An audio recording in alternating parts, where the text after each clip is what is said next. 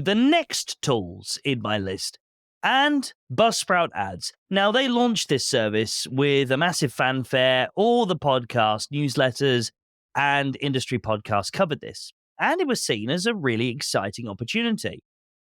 Or was it?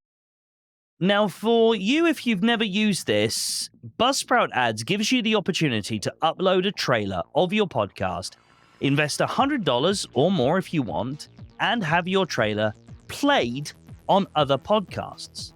And that's it. I wish I could tell you that there was more to it than that, but there isn't.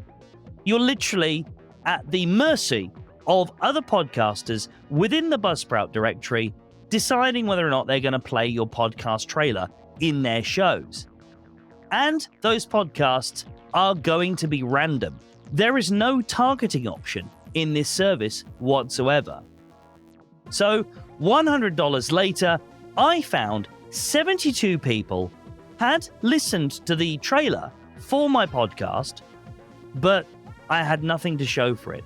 Certainly no more download numbers, certainly no more followers in Apple Podcasts, and certainly no way of tracking any kind of ROI on this investment.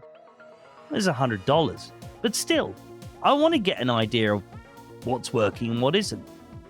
On this point, I think it's worth mentioning a couple of things here. There are different goals that different people have when they're advertising their podcast. Some want the download numbers, the vanity metrics, some want chart rankings, and some people want to make sales. They want lead generation. They want to build mailing lists. Others still want to build their follower count in Apple Podcasts because that for them is the bigger picture, having their podcast surfacing more in search due to the numbers of followers on that podcast. And that was indeed my objective with this experiment. Certainly not chart rankings. And if you're wondering why I'm not interested in chart rankings, you need to go back and listen to my previous episode in which I exposed the myth around chart rankings. I am not naming this podcast for one very specific reason. I don't want to get it blacklisted. I am going to be following up this episode in the future with a follow-up episode, very similar, and we'll be tracking the progress of these platforms to see if they've improved at all. I don't want it getting blacklisted and not being able to get the data. Well, now that we've established that, let's move on with the experiment. And we're moving on now to Acast.